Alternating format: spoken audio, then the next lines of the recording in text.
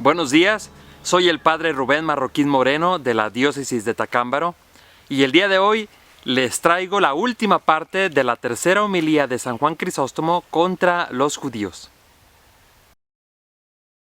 En esta séptima parte, San Juan Crisóstomo va a hacer mención de dos cosas principales que debemos tener en orden a la Eucaristía. La primera es la necesidad de la paz y la concordia para con los demás.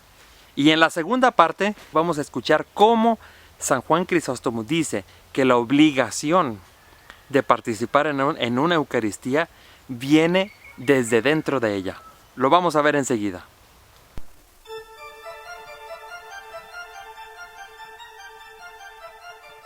En lo que se refiere a la paz y la concordia, San Juan Crisóstomo dice lo siguiente: después de todo lo que hemos considerado y reflexionado, ¿qué nos queda? Ante todo, hemos de tener presente aquello que nos dice nuestro Señor.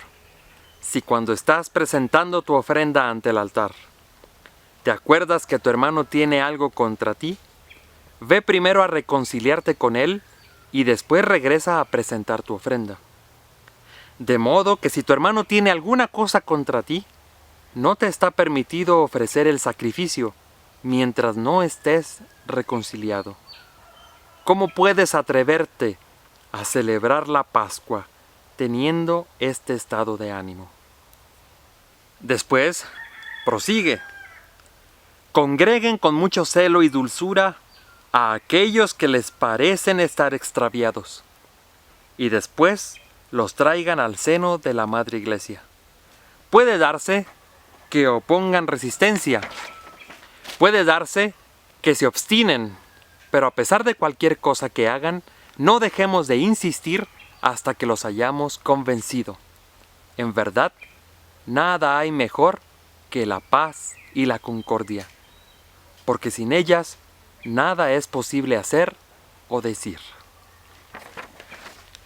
Pero cuando digo paz, no entiendo indicar solo aquello que de ordinario entendemos con esta palabra. Digo paz conforme al pensamiento de Dios, es decir, aquella realidad que nace de la unión espiritual.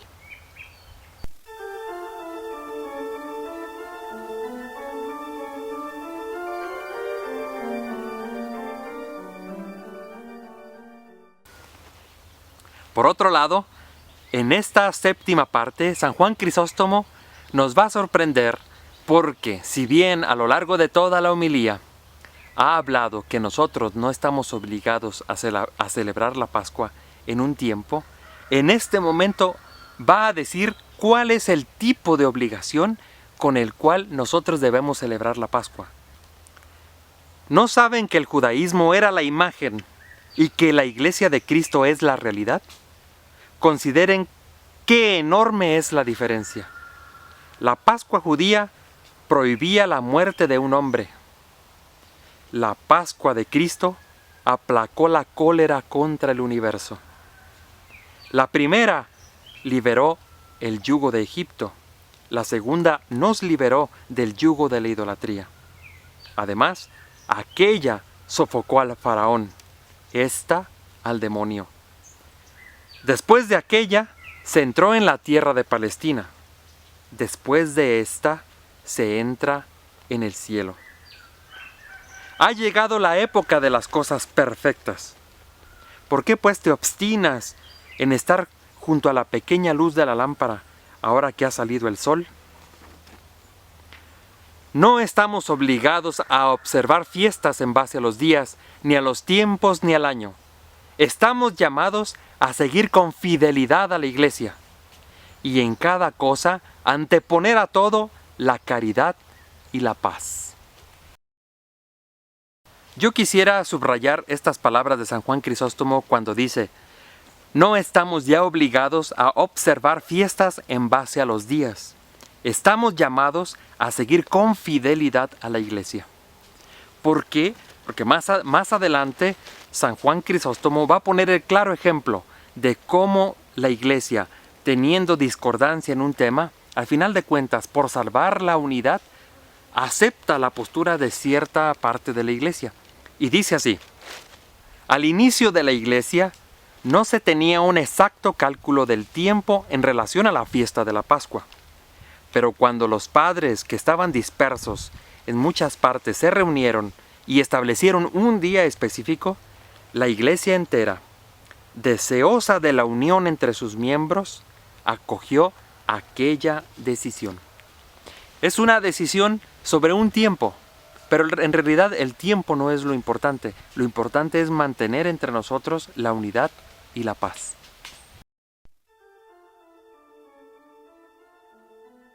Y finalmente vamos a escuchar un fragmento importantísimo de cómo San Juan Crisóstomo hace ver que la misma institución de la Eucaristía en sí tiene la fuerza para traernos a celebrar este misterio.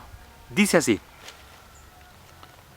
por cuenta mía, yo no doy ninguna importancia a la observancia del tiempo, porque ninguna le da Dios. Pero una sola cosa pido, que todo se haga en paz y concordia. Y que mientras nosotros ayunamos y el pueblo con nosotros, mientras los sacerdotes oran por el bien de todo el mundo, tú no estés en casa comiendo y bebiendo sin medida. Reflexiona cómo ese comportamiento tuyo es obra del demonio y te hace responsable no de 1 o 2 pecados, sino de muchos.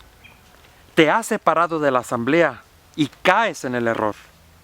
Y deberás responder por el grave daño de no gozar de las Escrituras, de las mismas asambleas, de las bendiciones y de las oraciones hechas en común.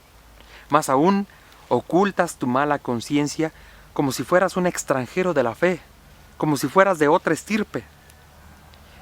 Mientras sería necesario que tú, con fe y placer, con alegría y al mismo tiempo con absoluta libertad, participaras de la celebración con toda la iglesia. Atendamos a lo verdaderamente importante, que es no dividir a la iglesia ni privarse de las reuniones. Esto sí que es imperdonable, digno de condena y de grave castigo. En cambio, es secundario y no acarrea culpa ayunar en este o en aquel momento.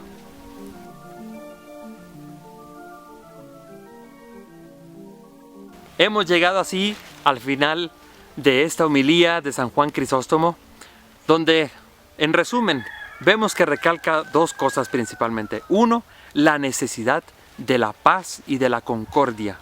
Y número 2, aunque no tenemos obligación de celebrar la Pascua en un tiempo determinado, celebrar la Eucaristía en un tiempo determinado, la misma Eucaristía, por el amor con que ha sido instituida, nos obliga a participar, como dice San Juan Crisóstomo, de manera alegre, con plena libertad.